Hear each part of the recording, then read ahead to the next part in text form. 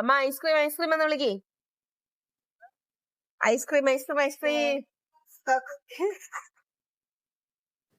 ഒരു ചെറിയ മുറിവൊന്ന് മറയ്ക്കാൻ നോക്കിയതാ, ഇതിപ്പം ശശി സോമനായ കണക്കുണ്ട്. എന്റെ പൊന്നോ. കുരിശുമല ടൈമില് ഡിപ്പോ ഞങ്ങളുടെ വീടിന്റെ ഫ്രണ്ടിൽ ഉള്ളത് കൊണ്ട് തന്നെ ഇന്ന് വീട്ടിലേക്ക് വരാൻ വേണ്ടി വലിയ പാടൊന്നും ഉണ്ടായിരുന്നില്ല കേട്ടോ.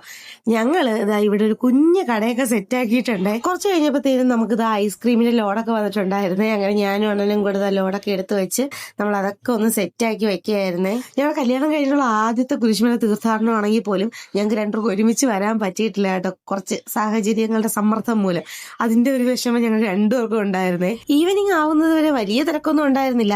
അതുകൊണ്ട് തന്നെ ഞാൻ ഫ്രീ ആയിരുന്ന സമയത്ത് നമ്മുടെ ജേർണലിങ്ങിലോട് തിരിഞ്ഞിട്ടുണ്ട് കേട്ടോ. അപ്പോൾ ഇന്നലത്തെ നമ്മുടെ ഫുട്ബോൾ മാച്ചിന്റെ വിശേഷങ്ങളൊക്കെ ഞാൻ എഴുതി വെക്കുകയാണ്. കുരിശുമല തീർത്ഥാടനം എന്ന് പറയുമ്പോൾ തന്നെ ഞങ്ങൾക്ക് അറിയാവുന്നതും അറിയാത്തതായിട്ടുള്ള ഒരുപാട് പേരെ ഞങ്ങൾക്ക് കാണാൻ പറ്റും കേട്ടോ. അപ്പോൾ എന്റെ ഫോളോവേഴ്സിനെ ഞാൻ കുറെ പേരെ കണ്ടു, സംസാരിച്ചു. പിന്നെ റിലേറ്റീവ്സ് അറിയാവുന്നവരൊക്കെ വീട്ടിലൊക്കെ വന്ന് നമ്മളുമായിട്ട് സംസാരിച്ചിട്ടൊക്കെ പോയേ. അതൊക്കെ ഒരു നല്ല എക്സ്പീരിയൻസ് അല്ലേ. എല്ലാ വർഷവും കുറച്ച് ദിവസം നമുക്ക് അറിയാവുന്ന കുറെ പേരെ കാണാൻ പറ്റുന്നു, അവരുമായിട്ട് ഇന്ററാക്ട് ചെയ്യാൻ പറ്റുന്നു. രാത്രി ആയപ്പോഴത്തേനും അത്യാവശ്യം ആൾക്കാരൊക്കെ വന്നു തുടങ്ങിയിട്ടുണ്ടായിരുന്നു കേട്ടോ. ആളും ബഹളവും ഗാനമേളയൊക്കെ ആയിട്ട് നല്ല രസമായിരുന്നേ.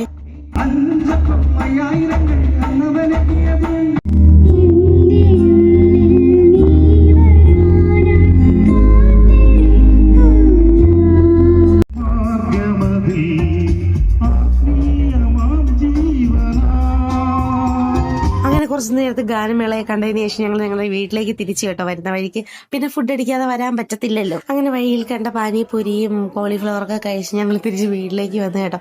പിന്നെ വീട്ടിൽ വന്ന് ഓരോ ഗോലി സോഡ കുടിച്ചപ്പോഴാണ് ഒരു ആശ്വാസമായത്.